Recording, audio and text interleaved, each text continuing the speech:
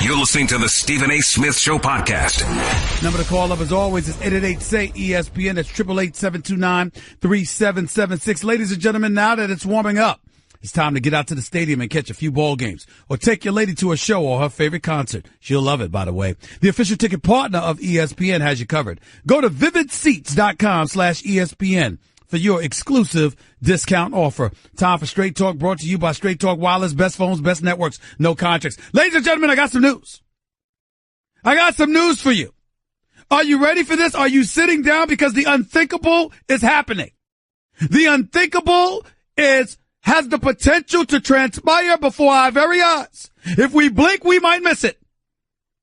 If we fall asleep, we might wake up thinking we're a bit delusional, like we're hallucinating or something. Ladies and gentlemen, stop the presses. Stop the presses. Brace yourself for what I'm about to say to you because it is incredibly important. It matters. It means everything. And you know what that is? The New York Knicks actually have a chance of being relevant. I mean, can you believe it? Can you believe it? Because I got news for you. When news came down, according to some insiders out there, that the Boston Celtics and Danny Ainge may indeed entertain talks to move Kyrie Irving. You know what I was thinking about, right? I was thinking about the New York Knicks. That's what I was thinking about. I don't know about everybody else, but I know what the hell I was thinking about. Tell you that right now. Kyrie Irving approaching the last year of his contract. This brother scheduled to make $20,099,000 next season before opting out, looking for a max deal. By the way, Nuno, Kat, John, I'm sorry. Correct me if I'm wrong. Didn't I report this weeks ago? Didn't I report this days ago that Danny Ainge and the Boston Celtics would think about moving Kyrie Irving? I mean, far be it for that to matter. Because after all, I'm hosting First Take and I'm hosting radio, and God forbid that everybody under the sun who always calls me for interviews throughout the country, I mean, far be it for me to expect that somebody would actually pick up a quote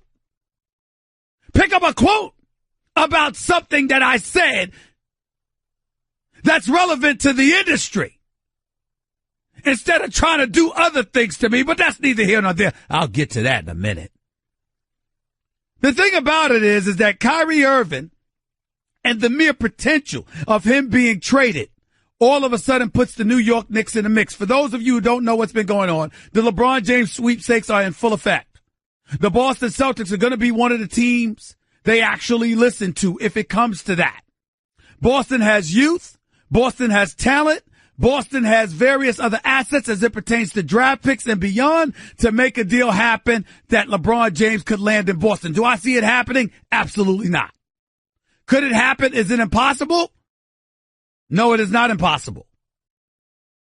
And even though LA and Philly and Cleveland and Miami and even the Clippers are expected to be in the mix, everybody knows that if you are LeBron James, the Los Angeles Lakers are considered to be the number one option as your destination spot. But other teams are not giving up. And if you are Boston, you got to move in a different direction. Terry Rozier and Marcus Smart have elevated their level of play. As a result of elevating their level of play, combined with the fact that you got Gordon Hayward returning, you got Jaylen Brown and Jason Tatum there along with Al Horford. If you're Danny Ainge, you're thinking about making a move. And that move that you're thinking about making may very well involve Kyrie. And why is Kyrie relevant to the New York Knicks? Because, ladies and gentlemen, he was on their short list. The Knicks were on his short list when he told Dan Gilbert, the owner for the Cleveland Cavaliers, that he wanted to be traded last summer. The New York Knicks didn't have enough to give him. They didn't have enough assets.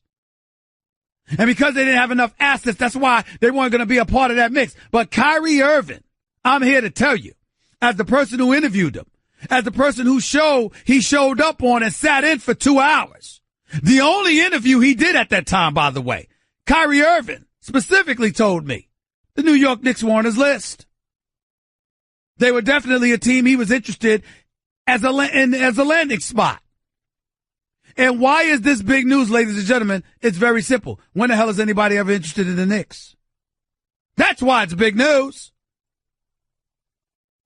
I mean, if you Tim Hardaway and you're lucky that people remember your name and suddenly the Knicks give you $71 million, you don't mind going to the Knicks. You Kristaps Porzingis, you don't have a choice. They drafted you. But anybody else worth their salt, let's just say the New York Knicks have not been on their high list of priorities. And if Kyrie Irving ends up saying this is a place where he wants to be, and the Knicks have a snowball's chance in hell of getting him, ladies and gentlemen, that in and of itself is a cause for celebration. Because that's how desolate and demoralizing this situation with the Knicks has been for so many years. This is where we are. This is what we have to think about. This is what we must consider as we move forward. Nothing's a foregone conclusion. I'm not saying it's going to happen. I'm saying it's a beautiful thing. If Kyrie, forgive me, ladies and gentlemen, if I want to start off my show with my fantasy. I mean, everybody knows nobody in the NBA needs LeBron James more than the New York Knicks. Not even Cleveland. You had him for 11 years. You had him for the last 4. He delivered a championship for you in 4 straight trips to the NBA Finals. The Knicks haven't been to the finals since 1999. They haven't won a championship since 1973. And oh, by the way, they've never had a true superstar. Melo was a star. Patrick Ewing was a star. Bernard King was a star. Walt Clyde Frazier and Earl of Pearl Monroe were stars. I'm talking superstar. Knicks haven't had it. Never had it. You want to give me DeBusschere and Bradley and Willis Reed and Earl of Pearl Monroe and you know, Walt Clyde Frazier? Fine. I'm saying to you, they were devoid of a superstar. They've never had it. LeBron James applies. Can't see him coming to New York, though, but I'll be proud of his deal if he at least gets the interview. In the case of Kyrie Irving, this is a brother that desperately wants his own franchise. He wants to be the face of a franchise. He wants to bring what he wants to bring to the table. He wants to be recognized as that franchise player. And he don't mind the challenge. My question about Kyrie Irving would be his knees. My question about him would be how long he could go. And boy, am I rooting for this brother, because skill-wise, the brother's worth $200 million. Skill. If Kyrie Irving is healthy, how the hell is he not worth $200 million? But Chris Paul gets $200 million. Or Kyle Lowry gets $100 million. Or Russell Westbrook gets $217 million. I know Kyrie is no Russell Westbrook. But Kyrie's a bad brother. Make no mistake about it. And in today's NBA economy, is Kyrie Irving worth $200 million? You're damn right he is. Healthy. Not healthy? Absolutely not. So that is where we are. He's approaching the last year of his contract. He's expected to be a part of the class of 2019, which means he'll be in the same class as Klay Thompson, Jimmy Butler, just to name a few. And if the Knicks have a shot at getting him, that would be something beautiful. Because that is the Knicks' plan, in case y'all haven't been paying attention to it. Steve Mills, president, Scott Perry, GM, basically know there's but so much they're going to be able to do this year, particularly with Porzingis not even expected to be ready until January after that nasty knee injury he suffered. So what you have is a situation where the New York Knicks will probably look bad this year and position themselves for 2019. At which time, Scott Perry, with the relationships that he has with his knowledge of players, along with Steve Mills, so long as James Dolan doesn't get in their way, they should be fine. And that is where we can go with this. This is what we can look forward to. But prior to that, this is what the Knicks situation is. And it ain't the same for the Los Angeles Lakers. We have seen reports about Kyrie. We have seen reports about Paul George and how Oklahoma City is expected to offer him the max because of that, he probably won't leave. We have seen reports that LeBron James is heading to Los Angeles, although no one knows that definitively. Either way you slice it, with Kuzma, with Ingram, with Randall, with Lonzo Ball. Obviously, when you look at the Los Angeles Lakers, the time is now. We don't want to say this, and I'm saying this because I'm very, very confident in Magic Johnson. I'm saying this because I believe in him. I'm saying because he's Irvin Magic Johnson, a basketball savant, a champion personified, one of the greatest leaders this sport has ever seen. I am here to tell you, if Irvin Magic Johnson doesn't get LeBron and doesn't get Paul George this summer, it's a failure. Got to get one of them. Can't miss out on both. You can't have LeBron go somewhere else and Paul George stay in Oklahoma City and you're still looking at the Lakers as successful. No. Dominoes will fall because we've been praising Luke Walton, and I like Luke Walton, and I believe in him as a coach, and I'm proud of the development I've seen from some of these players under his watch. But Luke Walton might be in trouble if they don't get anybody in free agency and you got to go on the court next year with the same team. Luke Walton might have some problems. The development of Lonzo Ball, we've all realized he's had a high basketball IQ. But that go-get-it mentality, that ain't who Lonzo Ball is. He ain't trying to wreak havoc. He's not trying to tear the house down. He's not somebody who appears interested in being a star when he's on the court playing basketball. Lonzo Ball wants to fit in. Lonzo Ball is perfectly content walking the ball up past half court and passing it, taking 5 shots a game, averaging 5 points a game, and the Lakers winning. He don't mind. Now, do I want to see that from the number 2 overall pick? Absolutely not. I want to see more. But I won't deny the fact that he is unselfish. He is selfless. He does work hard. And he does have a high basketball IQ. He defends. He's got good size on him.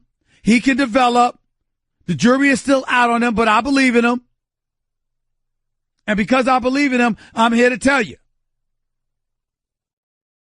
When you look at the Los Angeles Lakers, you don't want to go another season with just the young troops, with Brook Lopez as your center. You don't want to do that, Magic Johnson. You got to get one of these brothers, preferably LeBron. But if you don't get LeBron, you better get Paul George. And the preference would be that you get both of them. Because I don't know if Klay's going to leave Golden State in 2019.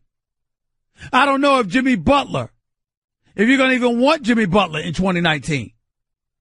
Danny Ainge, a year to figure out what he wants to do with Kyrie Irving. Why would he help the Lakers? Boston's got 17 titles.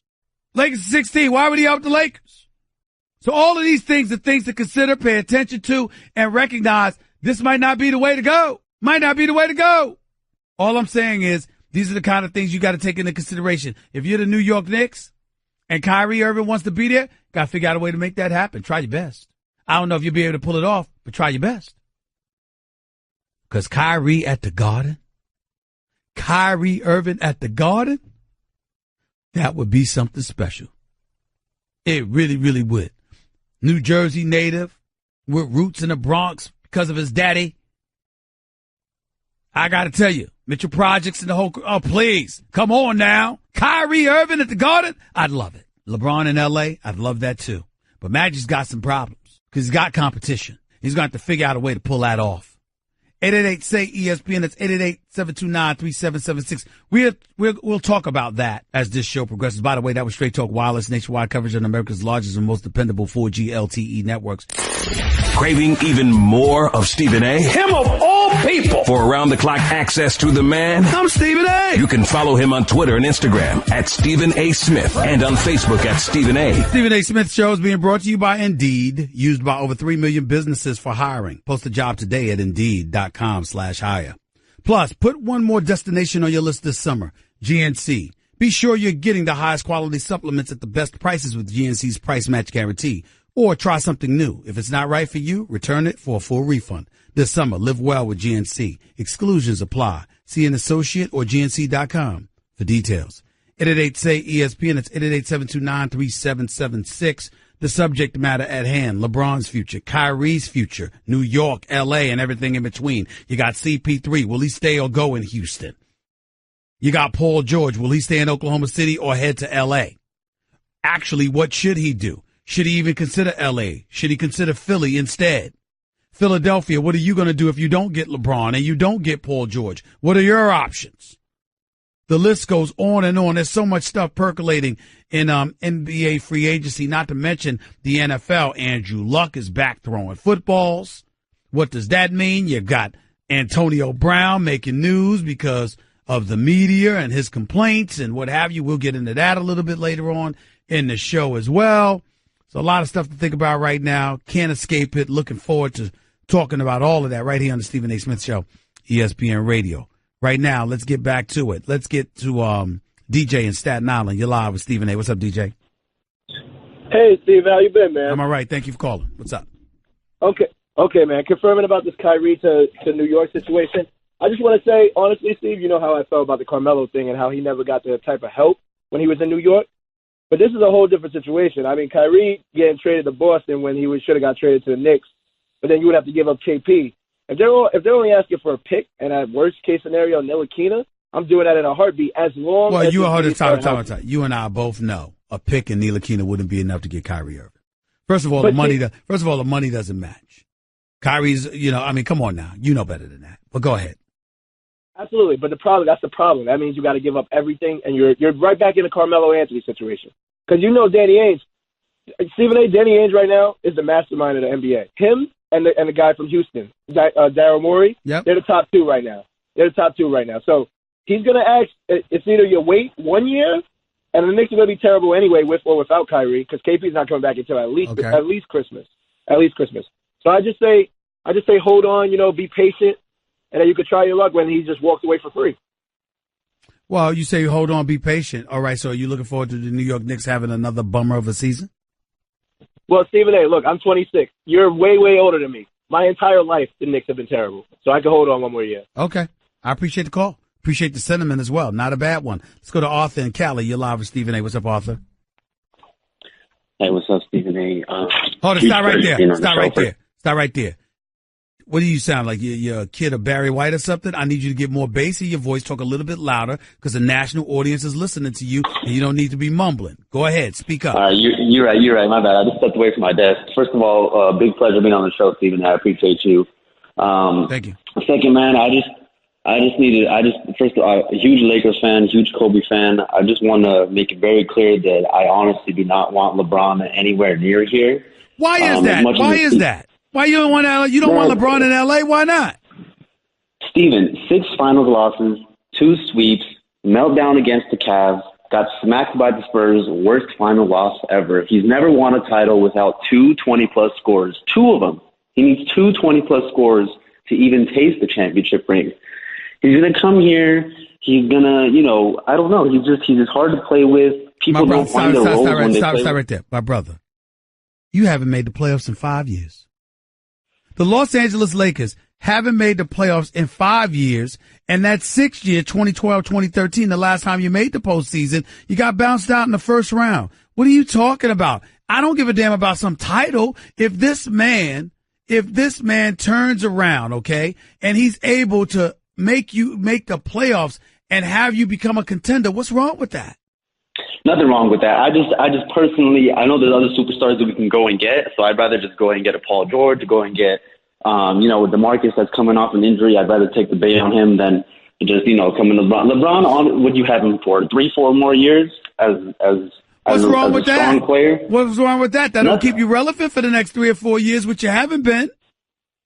Like you said, though, we go get Paul George, we'd probably be in the same position. I don't know. I just can't, especially after this sweep that he just got ran out of the building this year. I don't know how. Well, let me ask you a question. Here. How are you going to complain about not wanting LeBron, who lost in the finals, but you have no problem with wanting Paul George, who lost in the first round? But, Paul George, LA native, I feel like he wants to come here anyway. Stop. I'm going to hang up on you because you're embarrassing yourself. Basically, you're telling me that because Paul George is a L.A. native and he wants to be there, that makes him more valuable when he went home in the first round than somebody who just went to 8 straight finals. Stop. Call me back tomorrow when you're making sense. John in New York, you're live with Stephen A. What's up? Hey, John in New Jersey. How are you, brother? I'm sorry, John in New Jersey. I apologize. Go ahead, John.